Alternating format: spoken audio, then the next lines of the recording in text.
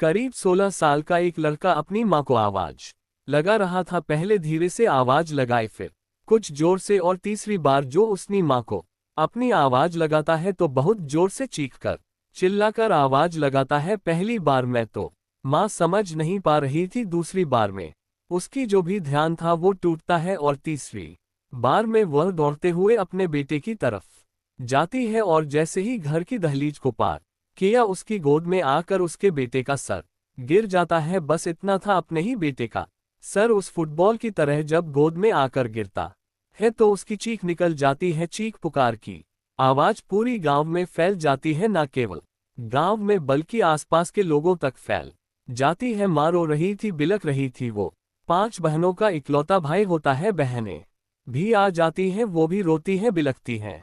और किसी ने इस फोटो को खींचकर सोशल मीडिया पर अपलोड कर दिया। ये खबर टीवी और अखबारों में सोशल मीडिया पर प्रकाशित हो गई। उसके बाद तो पूरे देश भर में इस बात पर चर्चा शुरू हो जाती है। एक तरफ देश मना रहा था दीपावली का पर्व, दूसरी तरफ इस फोटो को लेकर चर्चा चल रही थी।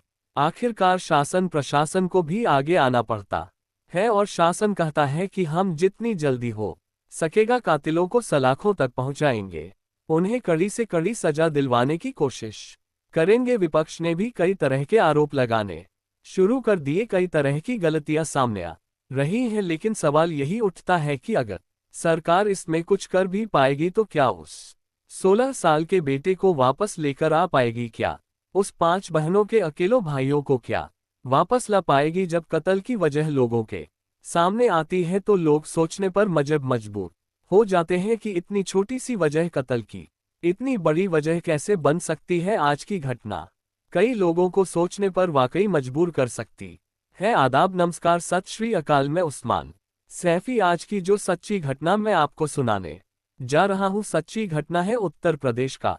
एक जिला है जौनपुर, और जौनपुर से 10 किलोमीटर दूर गोरा बादशाहपुर थाना क्षेत्र का गांव लगता है कबीरुद्दीनपुर। बात कर रहा हूँ 30 अक्टूबर 2024 की सुबह लगभग 7:30 बजे के आसपास की। रामजीत यादव का इकलौता बेटा होता है राग यादव उर्फ छोटू, जिसकी उम्र लगभग 16 साल के आसपास होती है। घर के बाहर खड़ा होकर वह मंजन कर रहा था। अक्सर गांव में या तो लोग दातून करते हैं, नीम की को टहनी तोड़कर, या फिर किसी कोलगेट वगैरह से मंजन करते रहते हैं, या फिर वो ब्रश कर रहा था। XYZ वो कुछ भी कर रहा था, लेकिन घर के बाहर खड़ा होकर 7:30 बजे के आसपास अपने घर के बाहर खड़ा था। 5 बहनों का इकलौता वह भाई होता है। 16 साल उसकी उम्र होती है। घर से रोज की तरह वो ऐसे ही खड़ा हुआ था, अपनी माँ को आवाज लगाए। उसने पहली बार माँ, दूसरी बार भी आवाज लगाए बहुत जोर से चीखते हुए कि माँ, लेकिन तीसरी बार की जो आवाज थी वो इतनी तेज आवाज थी, ना केवल माँ तक पहुंची बल्कि आसपास के जितने भी लोग थे उनके कानों तक पहुंच जाती है। ऐसा लग रहा था कि जैसे वो आवाज बार बार गूंज रही है, माँ माँ करके। माँ, उसकी जो आशा देवी होती है, वो घर से निकलती है दौड़ती हुई। अपनी दहलीज को जैसे ही पार करती है तो सामने से बेटा दिखाई देता है, लेकिन बेटे की जो गर्दन होती है वो एकदम से धड़ से अलग होकर माँ की गोद में आकर गिर जाती है। माँ बहुत जोर से चीखती है, चिल्लाती है, कहती है कि मेरे बेटे को मार दिया। वह जो भी कह सकती थी उस बीच में वो कह रही थी। अब वो समझ नहीं पा रहे थे। आखिरकार 3-4 लोग होते हैं गांव का ही एक व्यक्ति होता है जिसका नाम अलालता यादव होता है। उसका एक बेटा होता है रमेश यादव, साथ ही एक और लड़का होता है सूरज यादव। करीब 5-7 जने थे। ये सबके हाथों में किसी के हाथ में हंसिया थी, किसी के हाथ तलवार थी, किसी के हाथ में कुल्हाड़ी थी, किसी के हाथ में कुछ ऐसी दरात वगैरह थी।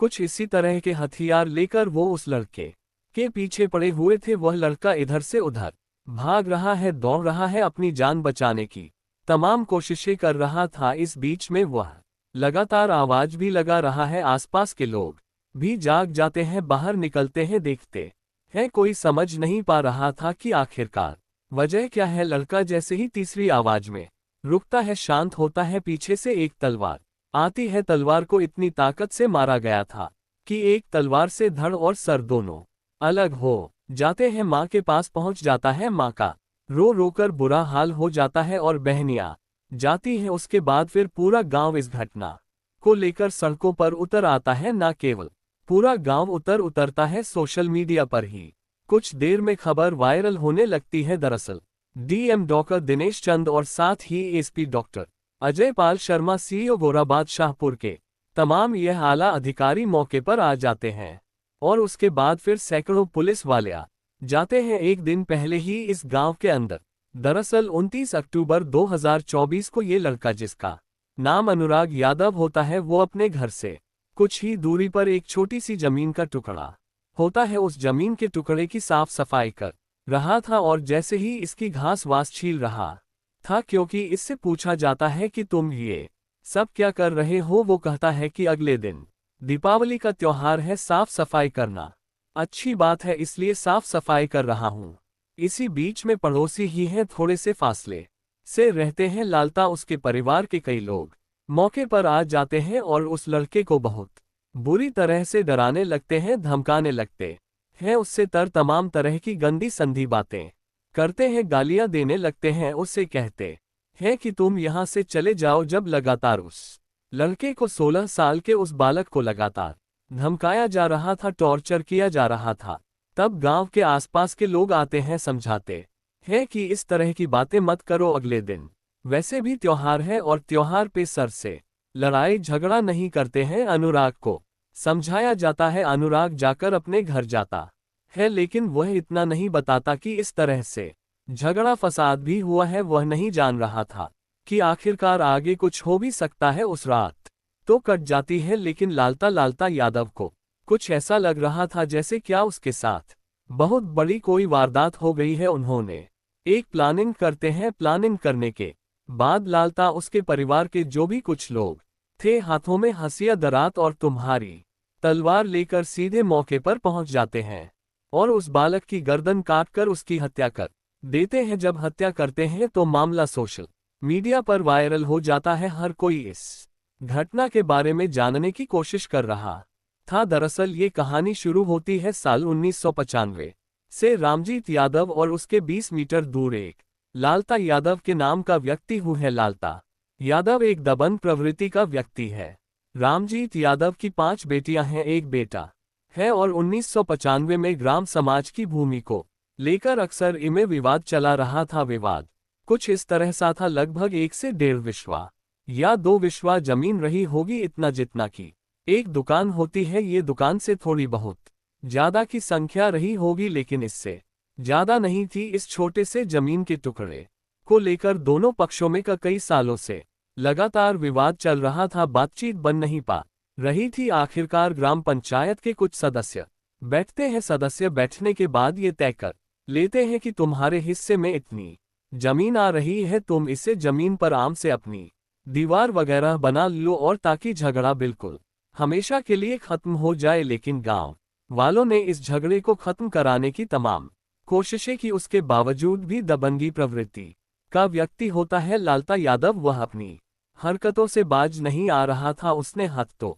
तब कर दी, उसने कहा कि मैं इस जमीन पर अपना घर बनाऊंगा, चाहे भले ही मामला कुछ भी हो जाए। और हद तो तब हो जाती है जब एक ही साल के अंदर लगभग 16 मुकदमे रामजीत यादव के परिवार पर लगा दिए जाते हैं और इस घटना होने से लगभग 10 दिन पहले भी 18वां मुकदमा लिखा गया था। मामला कोर्ट में विचाराधीन चल रहा था। अब चाहे कोई कुछ भी कहे, लेकिन रामजीत के परिवार को लगातार किसी न किसी मुकदमे में उलझाया जा रहा था। एक परिवार गरीब होता है, एक परिवार दबंग होता है, एक दबंग पर परिवार में एक दरोगा भी बताया जाता है, और दरोगा जैसा कह रहा था पुलिस को अपने इशारे पर कुछ ऐसे ही नचा रहा था। अब ये परिवार जो रामजीत का होता है, अनुराग यादव का परिवार होता है, वह सोचने समझने की शक्ति तो इस वक्त क्षीण हो जाती है। करे तो क्या करे, क्योंकि लगातार उन पर मुकदमे लिखे जा रहे हैं, उनकी कुछ सुनवाई नहीं हो रही है। और इसके बावजूद भी वो जो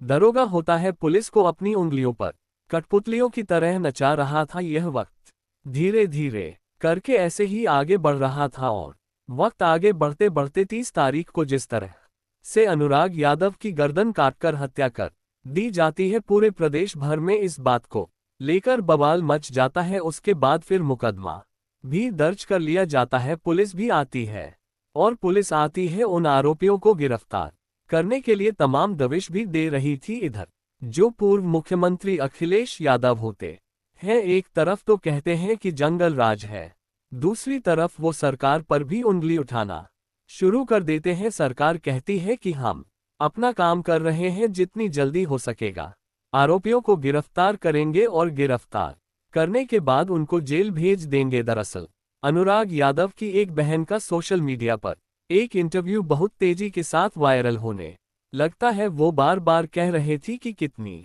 बार थाने चौकी के चक्कर लगाते हैं, कितनी बार एप्लीकेशन दी जाती है, कितनी बार कितनी बार कानून लेखपाल को पत्र लिखा जाता है, कहा जाता है कि आप हमारे घर आइए। एक बार आने के बाद इस छोटी सी जमीन के टुकड़े, चाहे वो 1.5 विस्वा हो या 2 विस्वा हो, इस विवाद को हमेशा के लिए खत्म कर दीजिए, क्योंकि दूसरी जो पार्टी थी वो दबंग पर बगड़ गए थे। साथ ही उनके परिवार में एक दरोगा था जो पुलिस को अपनी इशारों पर उंगलियों पर नशा नचा रहा था। वो बार बार परिवार रिच कर रहा था, लेकिन किसी ने भी उधर उस परिवार की तरफ मुड़कर नहीं देखा, इस गांव में आकर नहीं देखा। जबकि इस हत्याकांड के बाद डीएम हो, एसएसपी हो, मंत्री हो या फिर तमाम नेता हो वहां पर पहुंच जाते हैं, तमाम मीडिया कर्मी भी पहुंच जाते हैं और यह मामला पूरे देश भर में चर्चित हो जाता है। जिस दिन दीपावली मनाई जा रही थी, उस दिन इस घटना को लेकर घर घर में चर्चा हो रही थी कि एक 16 साल का लड़का है जिसकी गर्दन काटकर हत्या कर दी जाती है। छोटे से जमीन के टुकड़े को लेकर बहन साफ साफ कहती है मीडिया में आकर, या तो सरकार इस मामले में बदला ले, इन आरोपियों को कम से कम समय में इनका एनकाउंटर करे, इन्हें सजा दिलाए, खून का बदला खून से ले, नहीं तो फिर बहन अपनी भाई की हत्याकांड का बदला लेंगे। कहीं ऐसा ना हो कि एक और बहन या फिर 5 बहनों में से कोई भी बहन फूलन देवी की तरह मैदान में उतरे और अपने भाई के हत्याकांड का बदला ले। इसलिए सरकार की अपनी जिम्मेदारी बनती है और प्रशासन की अपनी जिम्मेदारी बनती है। ये कोई पहला मैटर नहीं है, भविष्य में ना जाने कितने ऐसे मैटर होंगे और पुलिस वाले देखते भी होंगे, जानते भी होंगे, ना जाने कितने ऐसे मामलों को देखकर पुलिस वाले अनदेखा कर देते हैं। ये इसमें ये भी बताया जाता है, जो बहन थी वह कह रही थी कि जब तक ये जमीन किसी का खून नहीं लेगी, खून नहीं मांगेगी, तब तक हम यहाँ पर आएंगे नहीं। वो पुलिस वाले कौन है, उनके बारे में पता किया जाए। हालांकि डीएम कहते हैं कि इस मामले की उचित स्तरीय जांच की जा रही है। क्या जांच में उन दरोगा का, उन सिपाहियों का, उन लोगों का भी नाम, उन अधिकारियों का नाम सामने आ पाएगा, उन लेखपाल का नाम सामने आ पाएगा जिन्होंने ये कहा कि ये जमीन खून मांग रही है? क्या वाकई वो चाहते थे कि हत्याकांड को अंजाम दिया जाए? क्या इस मामले में उतना ही दोषी ये लालता यादव का परिवार है या उससे कहीं ज्यादा दोषी वो प्रशासनिक अधिकारी, पुलिस वाले, दरोगा, इंस्पेक्टर, वो भी लोग हैं जिन्होंने इस मामले को आगे बढ़ने में मदद की है? क्या इस मामले में जो लालता प्रसाद का जो परिवार का दरोगा है, जिसने पुलिस की वर्दी पहनकर और इस कानून का दुरुपयोग किया है, क्या वो भी इतने, क्या उसका भी एनकाउंटर होगा? ये बहुत सारे सवाल हैं। इन सवालों के जवाब ना केवल जनता मांग रही है, बल्कि जनता से कहीं ज्यादा वह 5 बहनें हैं, माता पिता हैं, जिनका वो इकलौता भाई था जो ताई कमांडो का गेम खेलता था। बताया जाता है कि वह नेशनल प्लेयर था, लेकिन पर इन दबंग परिवार की वजह से वह शाम सामने आने से भी कतरा नहीं लगता है, और वो उस परिवार में इतना डर चुका था कि वो प्रैक्टिस करने भी नहीं जा पा रहा था। जब उसकी कोच का इंटरव्यू लिया जाता है, बहन ने जो इंटरव्यू दिया है वो वाकई भावुक करने वाला है और कई के सवाल खड़े करने वाला है। सरकार की जिम्मेदारी बनती है कि इस मामले में उच्च कदम उठाएं और आरोपियों को कम से कम समय में सजा दिलाएं, और साथ ही एक ऐसा कानून पेश करे, ऐसा आदेश पारित करे कि जहां पर इस तरह के मेल वाले मामले होते हैं, जहां पर छोटी छोटी जमीनों को मले के मामले होते हैं, जहां बैठकर 2 पक्षों को आपस में बैठाकर समझाया जा सकता है, मामले खत्म किए जा सकते हैं। ऐसे मामलों में सरकार को उचित कदम उठाने चाहिए ताकि भविष्य में किसी इकलौते बेटे की इस तरह से जान ना जाए। दोस्तों, इस पूरे घटनाक्रम को सुनाने का उद्देश्य है किसी को परेशान करना नहीं है, किसी का दिल दुखना नहीं है, बल्कि आपको जागरूक करना है, आपको सचेत करना है, आपको बताना है कि खासकर ग्रामीण क्षेत्रों में प्रधानी का इलेक्शन हो या जमीन के छोटे छोटे टुकड़े हो या फिर आप तो शहरी क्षेत्र में भी ऐसे होने लगे हैं, छोटी छोटी बातों को लेकर खून खराबे हो जाते हैं। वो जमीन का टुकड़ा वही रहेगा जिस तरह से अनुराग यादव की हत्या हो जाती है, और दूसरा परिवार वो सलाखों के पीछे रहेगा। जमीन का टुकड़ा वहीं का वहीं रहेगा, पीढ़ी देर पीढ़ी चलती रहेंगी लेकिन वो जमीन वहीं रहेगी। काश एक परिवार ने भी अगर बड़ा दिल दिखाया होता तो शायद इस तरह की बातें होती ही नहीं। इसलिए कभी भी कोई भविष्य में ऐसी घटना ना हो, इसलिए बड़ा दिल दिखाए और किसी का दिल बिल्कुल ना दुखाए, और अपना सब लोग ख्याल रखें। और जाते जाते विवेश भाव है, आज इनका जन्मदिन है, इनको जन्मदिन की ढेरों सारी शुभकामनाएं, बहुत बहुत मुबारकबाद। साथ ही कुछ लोगों ने नाम लेने की अपील की है, जिसमें भुवन रावत है, लाला राम उत्तर प्रदेश पुलिस में है, पीलीभीत में इनकी पोस्टिंग है, हाफिज मोहम्मद नाजिम इटावा से हैं, दिनेश कुमार है राजस्थान से, यूएसए से हैं पोपी गोस्वामी और डेविड गुर्जर, साथ ही संजय सरवन दिल्ली से हैं, किट्टो पुणे से हैं, सोनी सिंह इमरान अब्बासी गाजियाबाद से, फैजल सयान राजस्थान सवाई माधवपुर से हैं, रवि रविकांत पांडे ममता। इन लोगों ने नाम लेने की अपील की थी। आप सब लोग अपना ख्याल रखें, सुरक्षित रहे। जय हिंद, जय भारत।